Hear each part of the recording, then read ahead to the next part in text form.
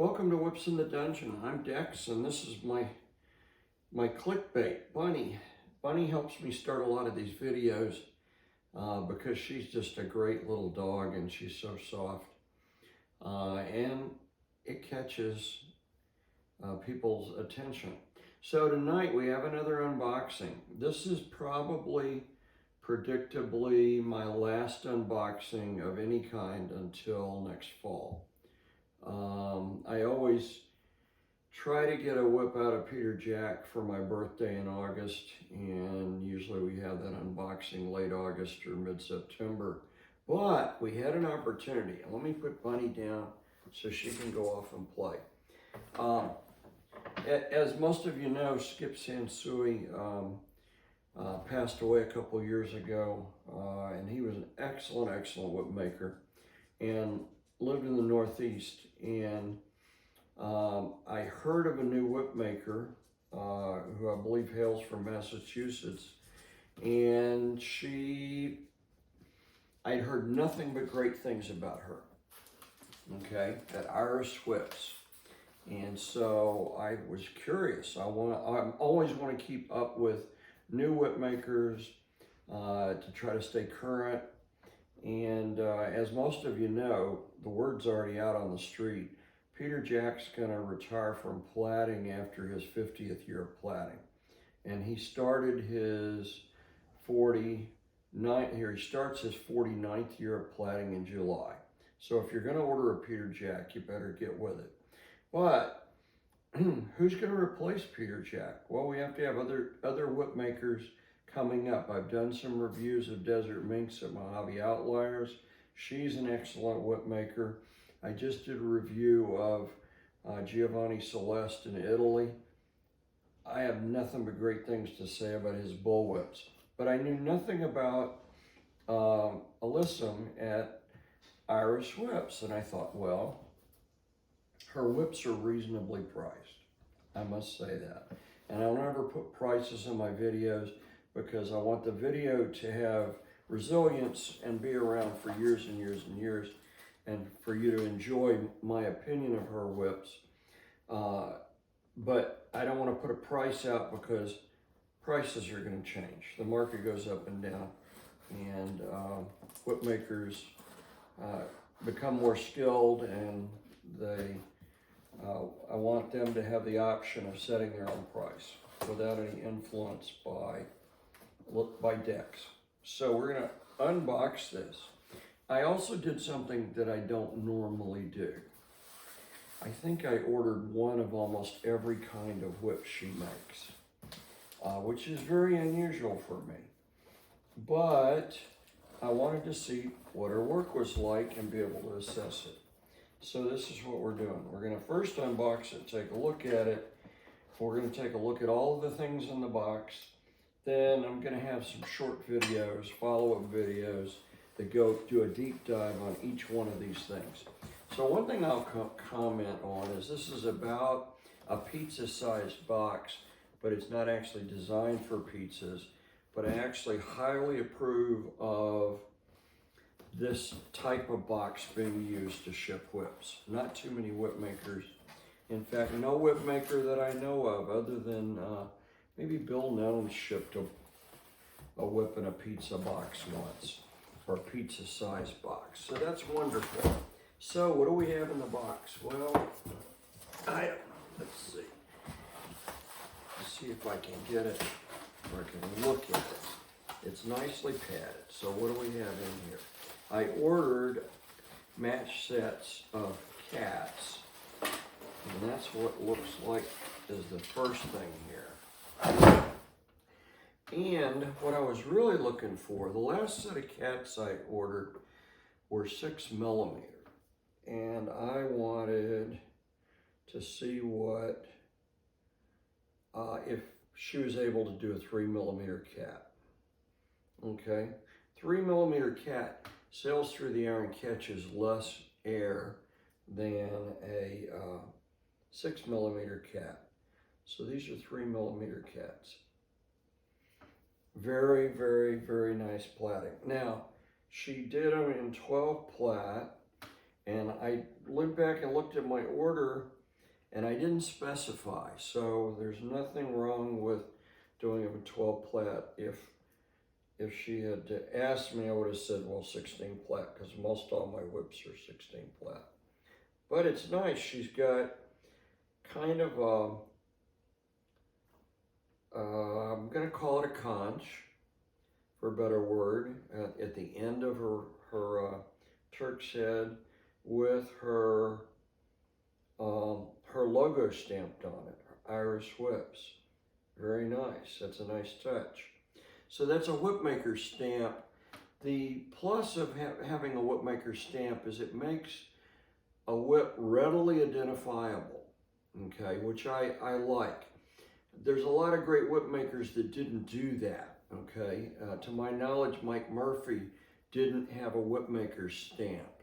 He had a pretty consistent handle pattern he used, and if you're familiar with his work, you could easily identify a Mike Murphy whip, but you don't have to be familiar with Irish whips to know, once you've seen this stamp and this whip maker's mark, to know that this was made by her.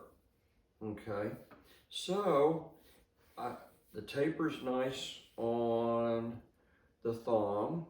I asked for an 18-inch thong, 18-inch falls. In a different video, I'll pull out a tape measure and we'll measure these, but just for action, throwing with a thumb push, bow and arrow, coming over the shoulder, horizontal, forward figure 8.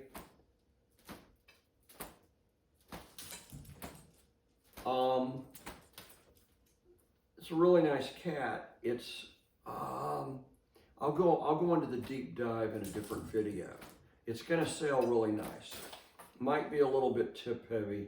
Might be I've got to throw it some. I'm gonna say initially that the heel knot might benefit by a little heavier counterbalance, but nice whip. And I believe it was one of the first cats that she had made. So a first run right out of the box. I really like her transition knot and the way she did that and the way the tails come out. And the crown knots, some people call them soap knots. They're all nicely tied. And you know, they're not exactly tied at the same point, but that's an extremely difficult thing to do. But they're all very, very nicely tied. I love the smell and the feel of the tassels, okay? So I'm gonna enjoy breaking these in and throwing these. In fact, I might give those a throw on Saturday night. I'm going to a dungeon Saturday night. So the next thing I'm very interested in was her bullwhip build. So I ordered a match set of bullwhips in whiskey and saddle tan. And I'm going to be interested in throwing these. These are shot loaded. She uses steel shot as opposed to lead shot. And I've never actually had a whip that had steel shot in it. So it's going to be interesting to see how these throw. 4 foot bullwhip, shot loaded bullwhip. Got to measure the fall. It looks kind of like about an 18-inch fall. But we'll see. Okay, let's just see how these roll out. So first, roll straight. Let's see if it arcs straight against the spine. Arc straight against the spine. Let me try the other one. Very smooth plaiting. There might be a drop right there. Rolls out straight. arc straight. I don't have enough room to throw them two-handed. I'm just going to throw them a little bit single-handed. Going to require some break-in. But I like the rollout on the forehand. The backhand, as it works in, will get better because I'm throwing against the spine on the backhand side. Okay, let me see how the other one feels. I like this one. Really like this one. So even though they're a match set and they were plaited side by side, I like this one better than this one. So what does that mean? That means when I throw them, I'm going to throw the one I like. I'm going to throw the one I like the best in my non-dominant hand, because my non-dominant hand is still learning what it's supposed to do.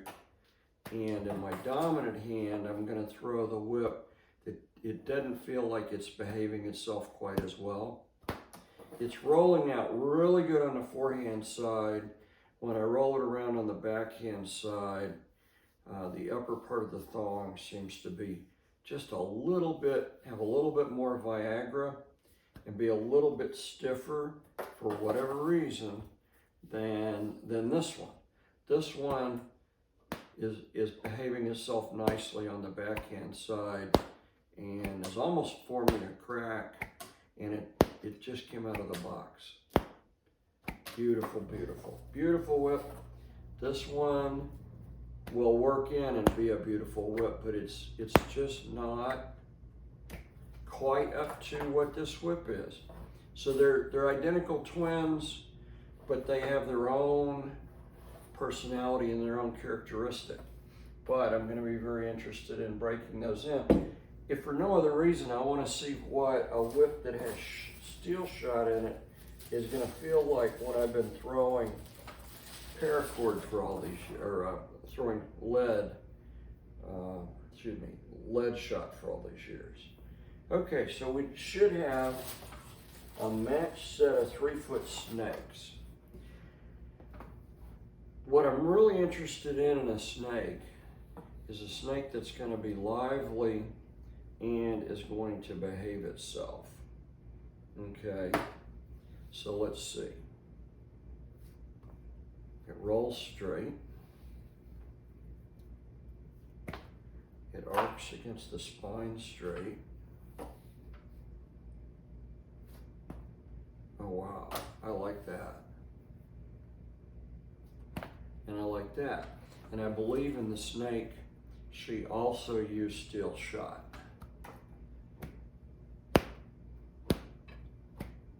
Wow. Wow. Wow, wow, wow. The bullwhips didn't elicit a wow. These snake whips definitely are a wow. I'm just curious too. 3-foot snake, 4-foot bullwhip, and falls are the same length. Kind of would have expected maybe a little bit longer fall in the bullwhip, but I don't want to judge them until I've thrown them. But I can tell you right out of the box, these snakes are going to be really good. And it's hard to find a whip maker that makes a good snake whip, and not every whip maker that can make a good bullwhip makes a good snake whip, and vice versa. So I'm really excited about the snake whip.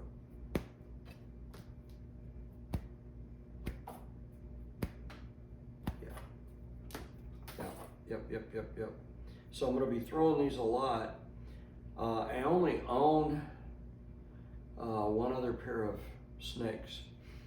Actually, I own 2 other pairs, but one of those pairs is already committed to a sale. So I'm going to say I only own one other snake. Okay. So what else is in the box? Well, Irish Whips is one of the few Rue whip makers that also makes paracord. And I wanted to see an example of her Paracord signal whip because if I like this signal whip, people are always asking me, well, what's a good whip for a beginner's whip or first whip to own? And generally someone that isn't into whips and hasn't been throwing whips, I hate to have them take the deep dive into kangaroo right off the get-go. It's nice if they can get a quality paracord whip to see if they're going to have the eye-hand coordination that's needed for throwing whips. So I asked her to make me a 4-foot signal. That's what this is. It's a 4-foot signal that's finished with an English eye so that you can change the cracker out, okay? And she put a white cracker on this one.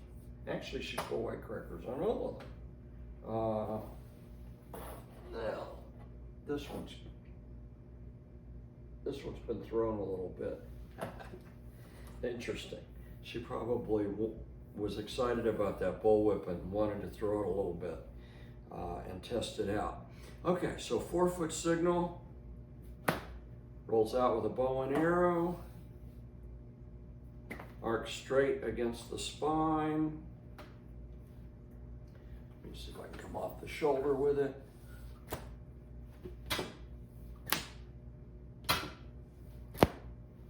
Okay, horizontal.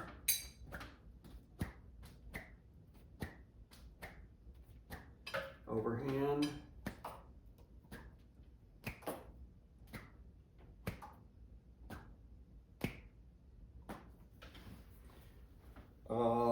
For paracord, the plaiting is really nice and it's straight, which is very difficult to do with paracord.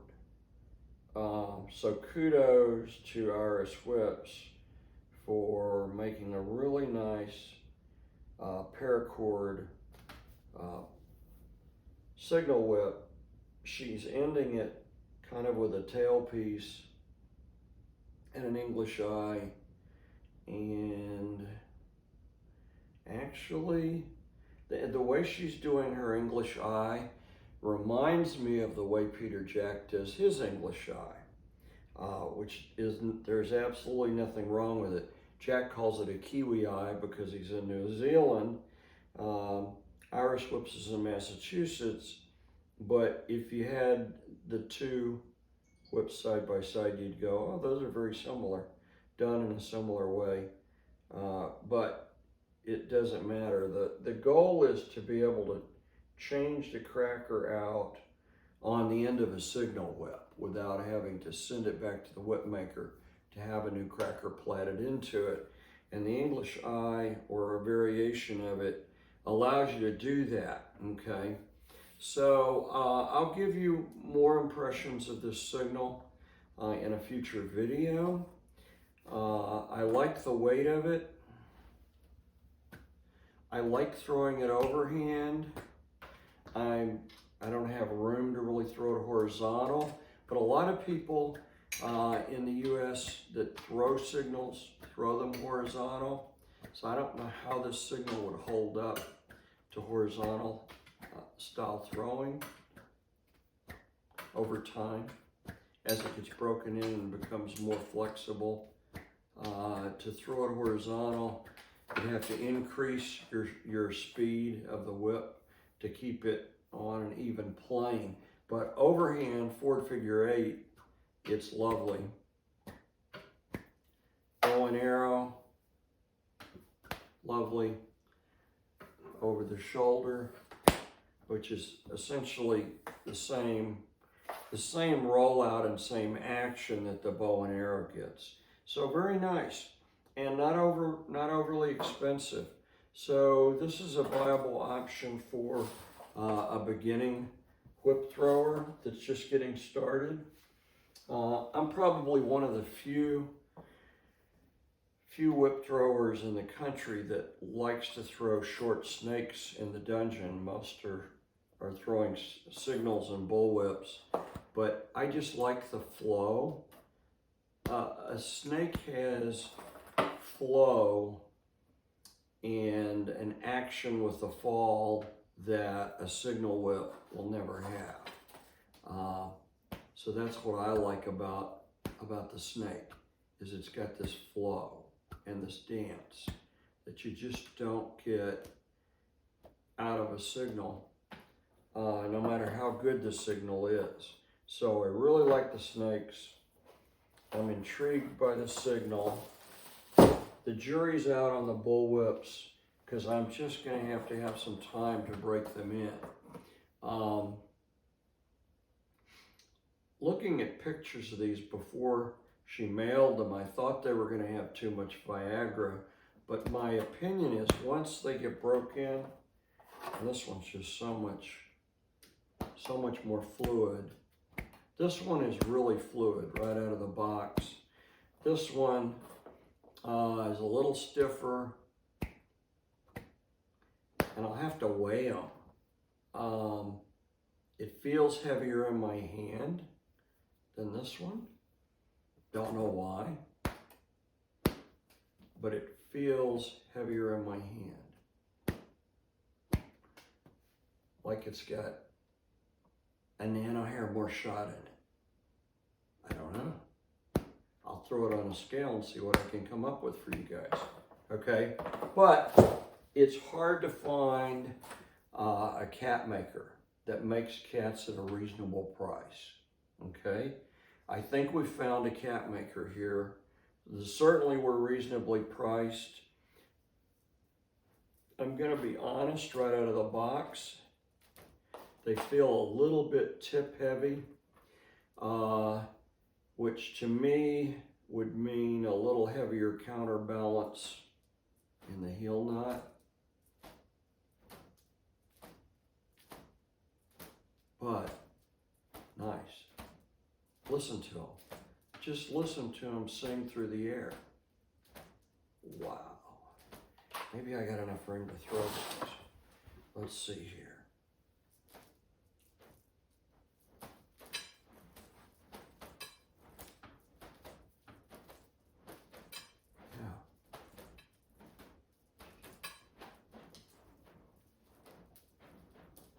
Oh yeah.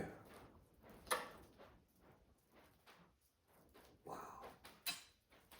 Wow, wow, wow.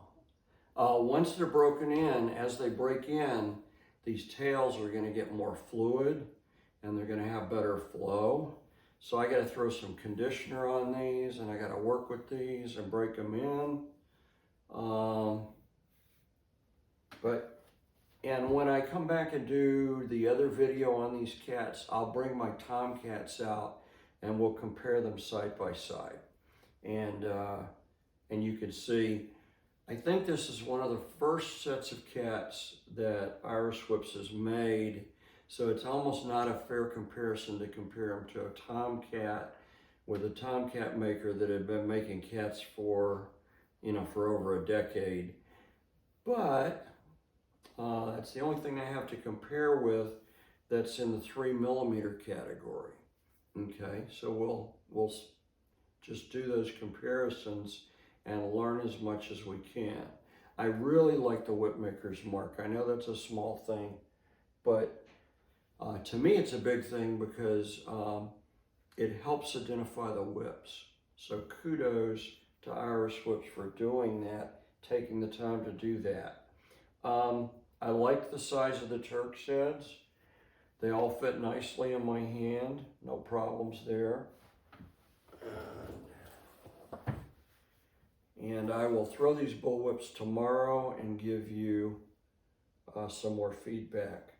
That's interesting. That ring knot, transition ring knot, is very petite. It's like 2 strands, maybe 3 strands wide. Huh, interesting. I don't think I've seen a whip maker, but that's fine too, because what I like about whip makers is they each develop little things that become their signatures, okay? I've never seen another whip maker do a petite little transition knot like this. So if she continues to do this, then that can be as much of a signature for her as as the whip maker's mark at the end of the whip.